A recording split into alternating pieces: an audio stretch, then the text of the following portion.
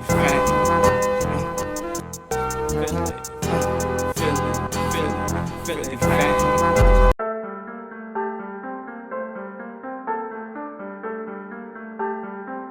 Rooftop test.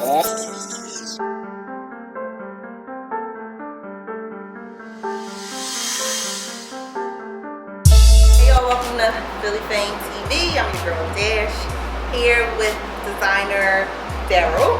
Alright Daryl, so listen, I know we said behind the scenes that I'm gonna jack this name up, but I'm gonna try it. Yeah, let me hear you say it. Ablachini. Ablachini. I just said I was gonna jack this up.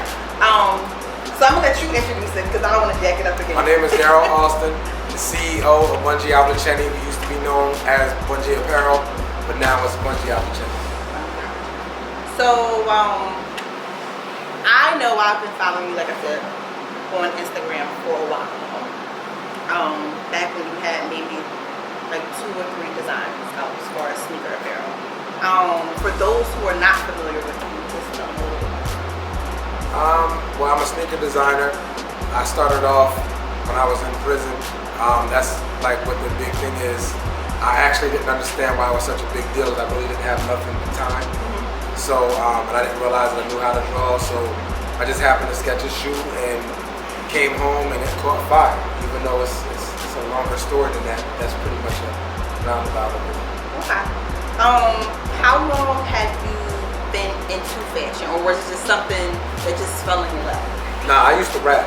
So being as I used to rap, I used to do tours and stuff like that.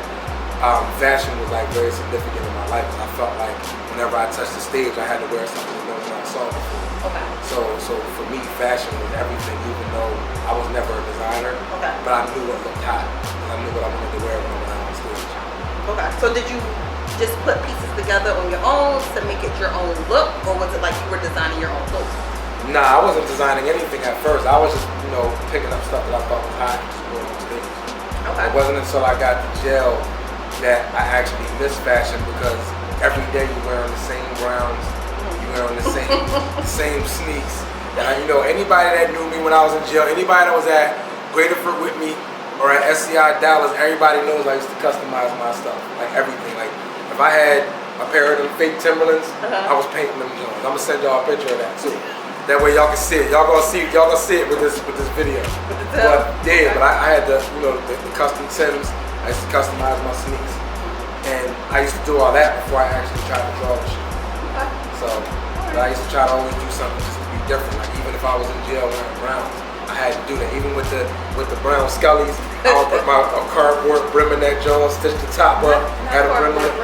Yeah, that's definitely what I did. Ain't nothing wrong with that. I'm with the cardboard brim. Yeah.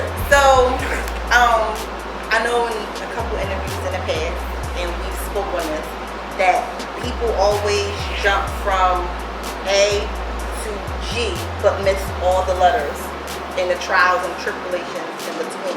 So, give the people a little bit about that history. Well, the one thing that's crazy to me, and the reason why I said this is because I get a lot of DMs, and people want to know how I got from here to here. And everyone's first thing is, what factory are you using? I want to know where you get your stuff at. But it's like much more deeper than that, dog. Like, I can't just tell you that this is where my factory is and then you get to where I'm at. Like, there's so much stuff that happened before that. I didn't realize that until I actually got in the business. What happened was I ended up coming home from jail. I was working as a barber, and I didn't really have the money to be able to get my first set of sneakers. I wasn't trying to do apparel. I was just doing sneakers. That was it. And when I went to go try to get my sneakers, I didn't have enough money, of course. And I was just paying for prototypes. And when my prototype came back, I stuck it in the window of the barbershop, just so I keep looking over at it. To see if I wanted to make some changes or something like that. And some dude comes in. He was a customer, but he wasn't my customer. And he was like, "Yo, you got those in a size 8?" And I'm like, "Nah." He said, "You got them in a size such and such?" I'm like, "Nah." And he asked for another one. I'm like, "Yo, I don't have it. This is a prototype." And he was like, "What happened? You don't have any?" And I was like, "I don't have the money." So he was like, "You got a business plan?" I was like, "Yeah." And fortunately, I worked on the business plan when I was in jail. This literally happened right after I came home from jail. Okay. So I had my business plan. I went to Starbucks with him the next day, and we went over the business plan.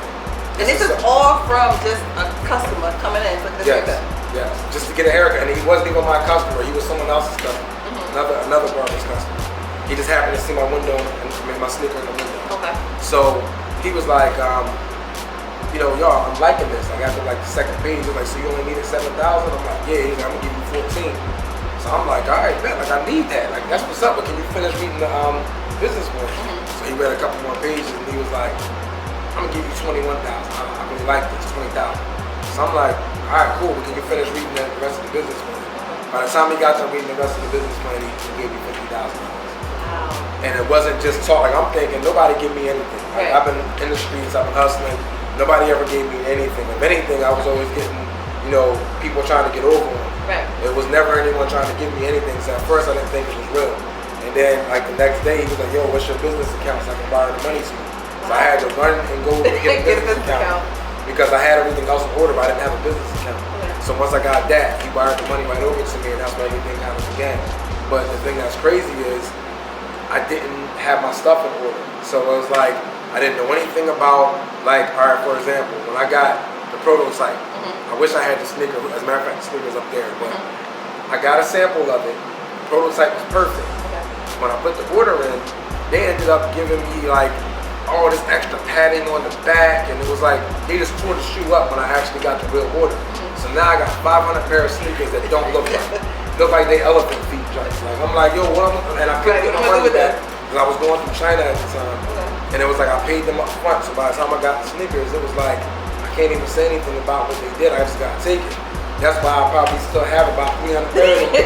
Nobody I was about to say, wait, you still got them? Yeah, I still got them. I got the whole order. Like nobody wanted them. You know what I mean? And that's where I was telling you that I was mad because my own hood wouldn't support me.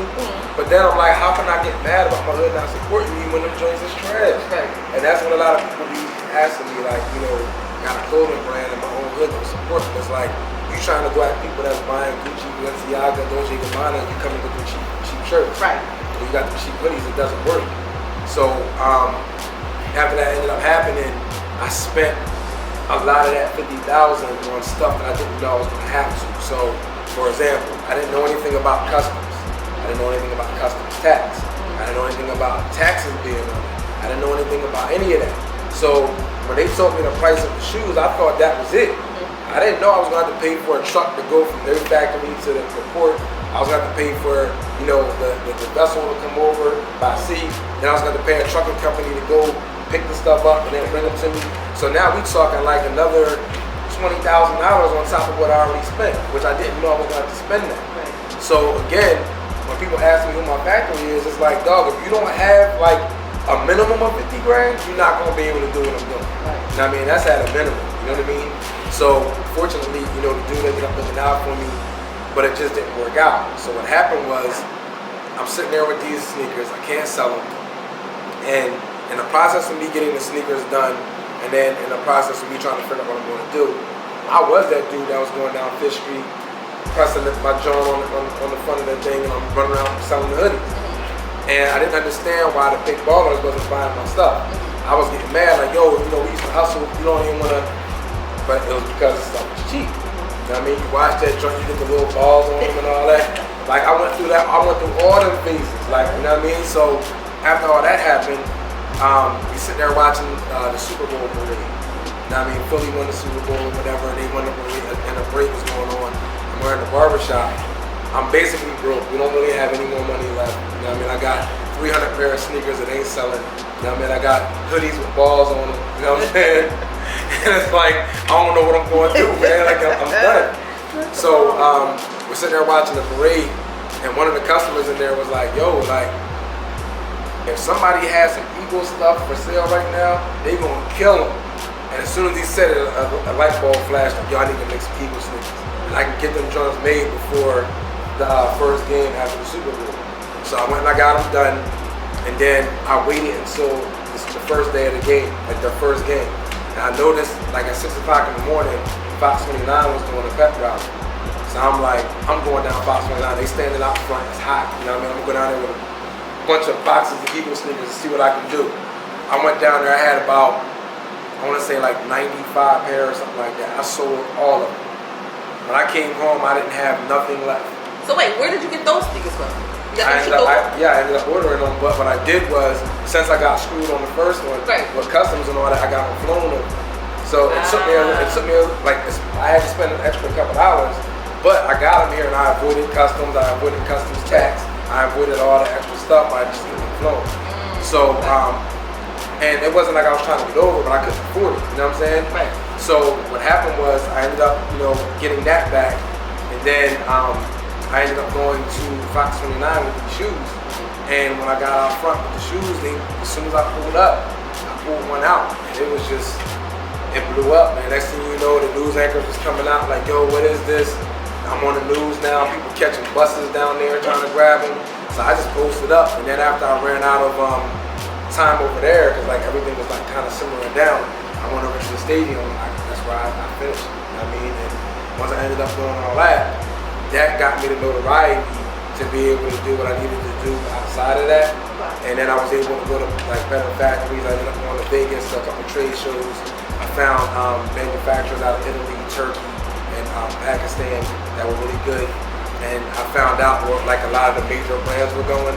So I wanted to go where they went. So that's the reason why when you see my shoe, I have ostrich, I have leather, I have suede. It's the real deal. It's not fake PU leather and all that I was getting from China. You know what I mean? Yeah, that's what they was using. They was giving me PU leather.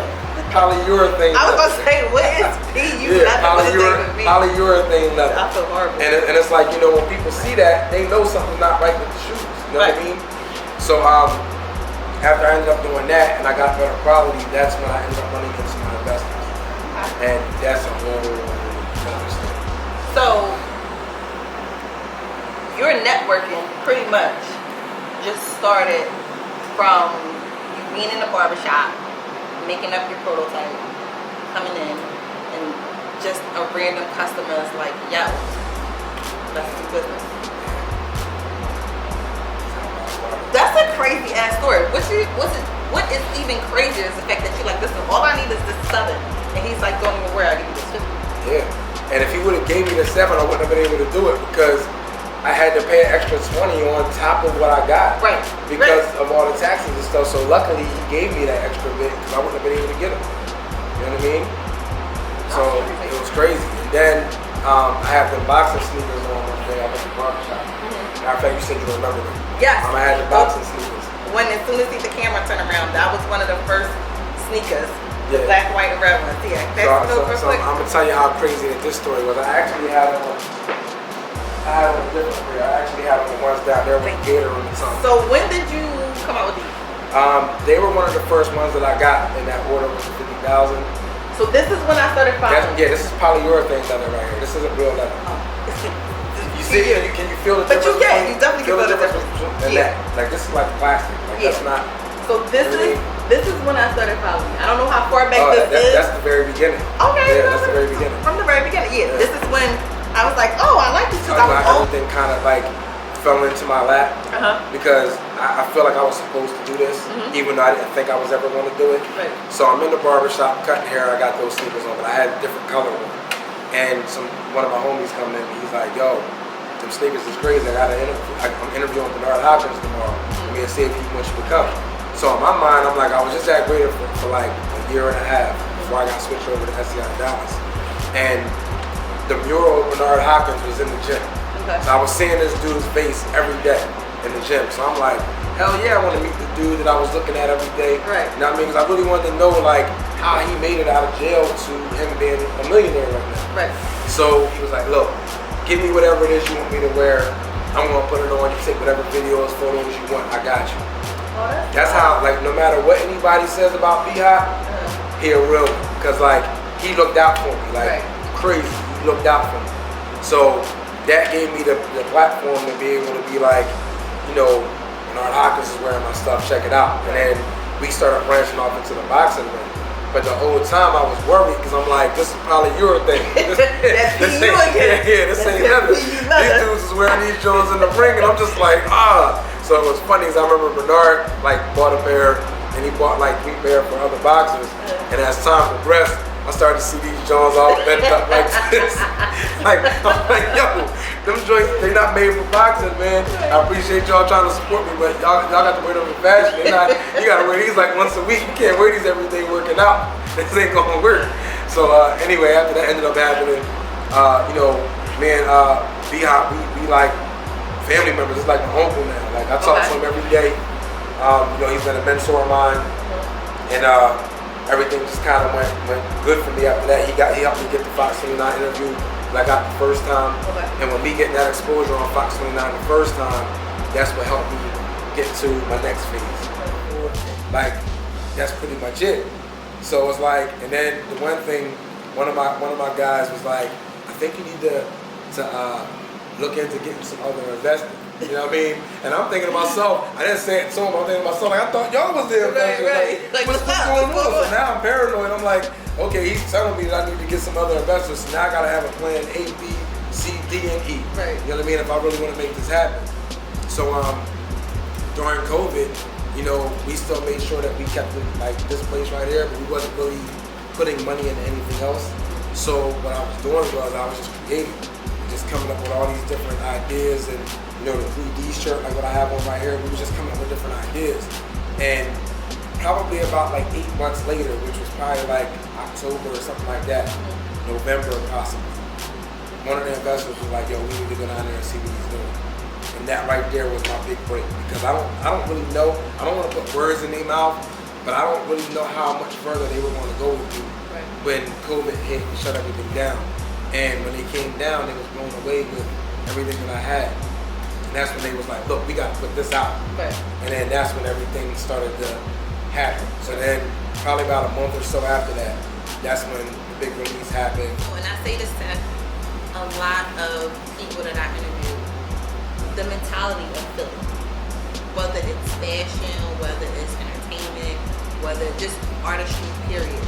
I feel like Philly is such a hard place to try to make it, because we have that, and I'm telling you, I say this all the time, we have that crab in the barrel mentality, that when you see somebody climbing to the top, instead of helping and just saying like, you know, hey, pull me up, it's like, I want to already pull them down. That's the thing that's crazy that I noticed. I don't even know if it's a Philly thing. I think that it's our race. A cultural thing. Yeah, because, you know, when I'm doing business with the people I'm doing business with, I see them do it every day. Every time we have a meeting, if I suggest something, they know someone that they can pull in. Right. And then I've seen 3 different occasions where someone got pulled in, they heard what we needed, and they were like, you know what? I know somebody else that could do this better than me. Let me go hit them up and bring them in. Who does that? Right. Because if somebody offered you something in our culture, I'm not gonna give that to homie like I need that. Right. But they don't realize that you just plugged him in, so now when something comes up with them, they gonna plug you back in, and then they just keep handing it off. You know what I mean? And to me, the thing that's so crazy is that I did music before this. I know that when I was doing music, I didn't start popping until I went to St. Louis. I was living in St. Louis for a couple of years, and being as I wasn't from there, they gave me love. Even though St. Louis, they gave each other love too. Right. But Philly was not like the Midwest or any of that. Like, it's totally different. So what I did coming into this fashion thing, I didn't come to the city asking for no support. I started outskirts first. You know what I mean? So I started selling in Atlanta, started selling in, you know, New York, started selling Chicago, places like that, before I started even trying to get a buzz here. Right. You know what I mean? Because people don't really, like, the one thing that I noticed about here is it's like, you can roll up on somebody with a shirt, and they're like, man, I'm not buying that. My homie sells shirts. Yeah. You know what I mean? Once they see it's popping, and it's buzzing, and it's part of the culture now, that's it. That's all she wrote. Yeah, and the thing of it is, that, you know, on one hand, you would like to say, I'm not worried about the support, but on the other hand, you need the support, because if you get the support, it's going to pop off, but I'm not the type of person who's going to beg anybody to buy my merchandise. Right. You either want to like it or you're not. If you don't like it, cool. You know what I'm saying? And again, I think that my career being, you know, a sneaker entrepreneur and clothing, I felt like my success happened because I wasn't asking for anything. You know what I mean? Like, I didn't go out there like, yo, like, can you support my stuff? Can you help me? I didn't go to anybody asking for factories. I did everything on my own. So it's like, I don't owe anybody anything. Right. You know what I mean? Like I didn't have to ask anybody anything for them to turn me down. So it was like, to me, I feel like there's a whole bunch of brilliant brands out there. All they have to do is just do their research and understand that this is a business. It's not a quick hustle. You know what I mean? I don't really do custom designs. Okay. I feel like everything that I do is custom. Okay. So I don't do like a personal custom thing, but I do, customize my sneakers to, like you see this has like 8 different fabrics on this thing. Right. 8 different types of materials on it. So I feel like that's custom. I have another color. I have 2 different colors coming along with the women's side. But yeah, V-Hop, Gas from Empire was wearing some of my stuff. You remember Jason Mitchell? Yes. He did the NWA movie, Yeah. like Eazy-E and all that. Yeah, he played Eazy-E in NWA. He did what's that show that they had? The Shy. The Shy. Yeah, he did play The Shy. I'm building something with him right now. This is a lizard tongue, lizard toe cap, and then it has lizard on the back. All right, so this sneaker right here is really exclusive. This one right here, you saw it, but you didn't see it. This has patent leather and it has pony fur on the side. Yeah, I didn't even see that. The gator on the back. So it has, you can see the fur on the side, got the gator, patent leather. This shoe right here is like really exclusive. Like this is like $800 sneaker right here. Yeah, this one, this comes out fall of 2020. And if you see it, it has ostrich going down the side. It has perforated leather. The suede is crazy. I don't know if you can feel the suede. The suede is crazy. That's nice. And then you have ostrich on the back. Has the gold buckles. So this shoe comes out, I think it's October of 2021. Oh, so this is not even... It's not even out. So we have that. Now these are available now, but our official release is going to be like in the springtime. Okay. I like those. Yeah, so this has salmon color ostrich print on it, perforated leather, green leather shoestrings, got the gator print on the side. Like this has so many different types of materials on it. Got the suede here, got a genuine suede yellow tongue. Like, but that's one thing I do like about your designs. I like the fact that you play with so many different textures when it comes to your sneakers. Like it's just not all leather or it's just not all suede. Like you have so many layers and multi-dimensions that it just makes it pop. Like this ostrich right here is like I can't take my eye off of it. Yeah, it's crazy. Like this is what pops to me, and just the color scheme of it in itself. Then we have these. This has the python tongue and the python toe cap with the suede leather. These are the Camarillos as well. So this shoe and this shoe is the same shoe. Okay. And this one is the freaked out version. This one is like the one that you can wear, like if you wear button-up jeans, you wear them with a suit, you wear them wherever you want. So this shoe right here is classic right here. And then the shoe right here is coming out in like 2 more months for the spring. So it has the sock on it. It has a heavy-duty sole on it. So this is sturdy right here. I love this shoe. That's exclusive. That thing's crazy. Exclusive. We call this the Almachini 360 because the laces wrap all around the ankle. And then this one's going to be coming out in the fall. So this has the leather top on it. I like and it has the zipper up the side, red bottoms. So you know what they remind me of in a sense? The motorcycle boots. yeah. I love them. Well, we actually have a motorcycle jacket that's coming along with it. I was about to say, this is exactly what it reminds me of. Like a nice moto jacket. Yeah. And then, we definitely have these coming in women's too. So we have men and women's sizes coming in these. Is this both? Yeah. Nice. Well, I definitely want to say thank you for doing this interview with us. This is dope. These sneakers is hot. I put these 2 aside for me. So off the air, and this one too, these 3. So off the air, we're gonna talk about some things with these sneakers right here. But let the people know where they can look you up, where they can contact you. Alright, so our Instagram is Bungee Brand, or at Bungee Brand on Instagram, BUNGEE BRAND.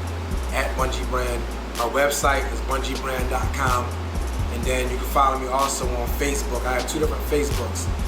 Bungee Raiment, BUNGEERAIMENT. That's where we have like all the personal stuff that goes on with the business. I don't post a lot of that on Instagram. And then we also have a Bungee Brand Facebook page. Okay. So you can follow us both on all that. Nice. And like normal, you can follow me, Philly Fame TV on Instagram.